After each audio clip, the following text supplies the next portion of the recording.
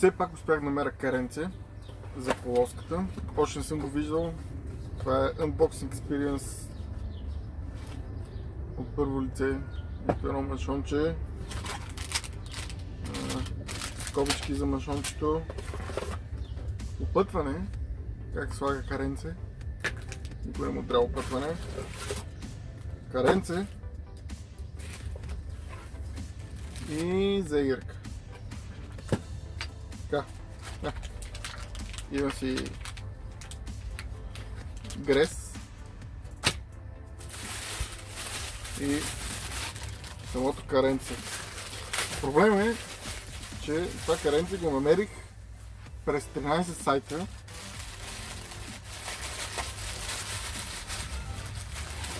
Като евентуално е то. Тоест, евентуално е това, което търся. Пише в един уебсайт, че е за Frontera с 2.5 турбо дизел двигател. Другия сайт, от който всъщност го поръчах, не пише нищо. И хората нямаха представа за какво е. А по серия номер излиза да е то. Така че се надявам да стане работата. Има си съответните приставки, дето трябва да вършат работа. Друго е маншон, който беше скъсан, мисля го взема от чупената, т.е. от износеното каренце и го сложим на работа. По този начин спестявам от маншонче и от работа. Всъщност от работа не спестявам, от парички спестявам. Така че тия неща си ясни. Сега ще кажете каква е тази тефлонова лента давате. Тя е много важна.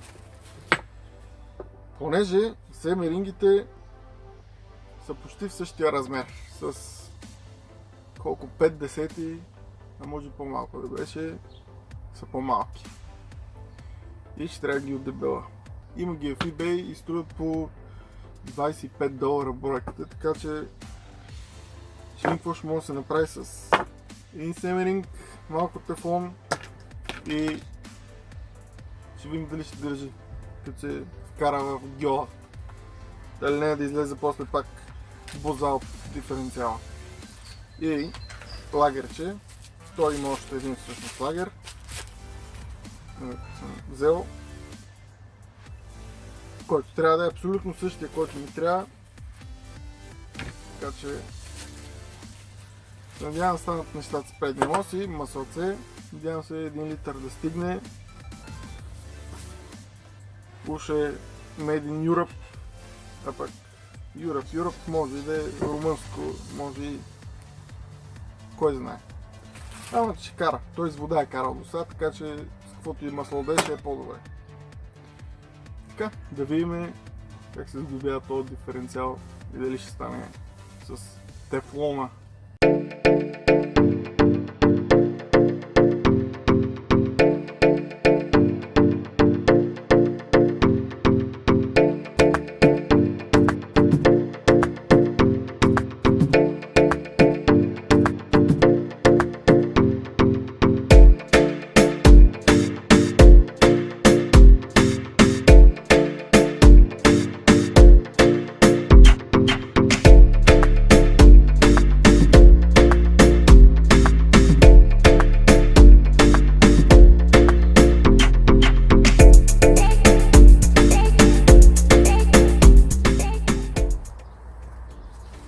Не знам за вас, обаче аз карета от първи път не съм слагал. 3 пъти.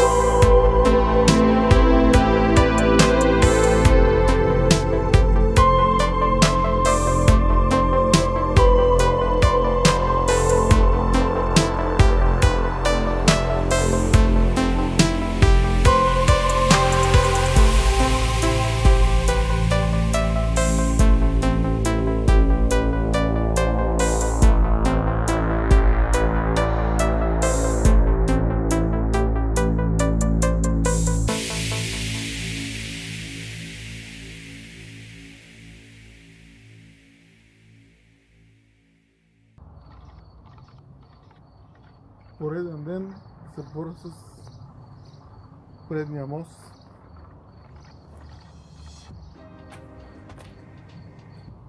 Тази страна е почти готова, обаче за да мога да я монтирам трябва да да поизчистя малко спирачните апарати, защото са клясали.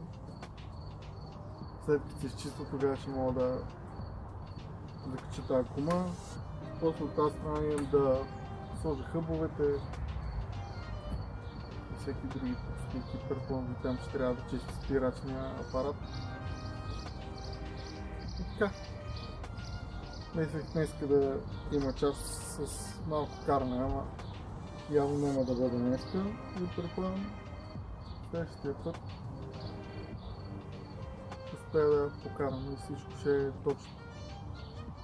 И така. Днеска бая чистене, бая сглавяне, всеки такива работи, мръстия душия. И така, както всеки диференциал. Мръстия е яко. И после има сменям шарнирите да се сменят, вероятно един семелинк, но предполагам втория ще трябва да сменя. Ако ще трябва да разглавям пак, ама какво се прави? Лагерите отпред ги изчисти, смени ги рестана. Защото за момента само от едната страна. Така. Следващия път се надявам да покарам. Стига толкова правим. То пак ще има правене, ама да видим какво съм направил. Дали съм се справил. Да ме притесняват хъбовете. Това е хъба. И тук има тази простийка. Моето предположение да се мести тази джаджа. Следно вътре попада тия щифтове, отиват на прислиците на полоската.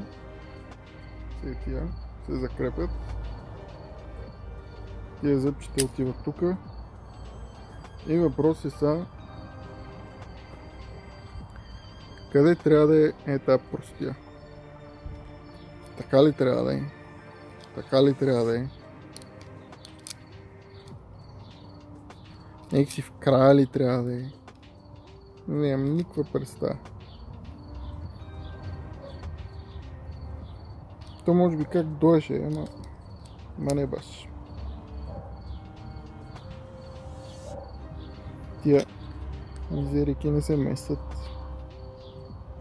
Не.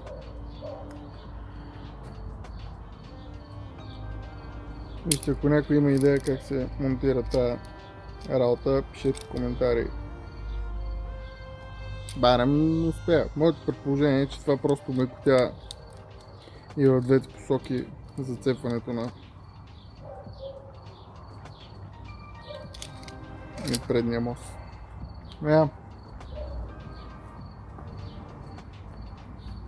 Каквото и да ще се разбере. Мой да не, така мой така да е.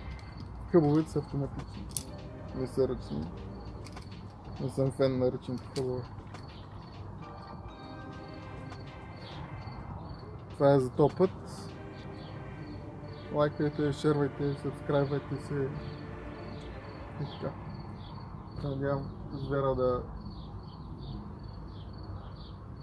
тръгне скоро. С всичките колела за движение. И пак няма какво кажа. За край. Какво кажа? Сте пикс от работа.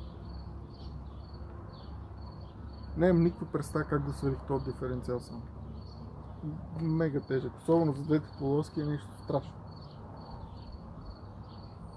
И крикове, и работи. Тъй. Това от мен.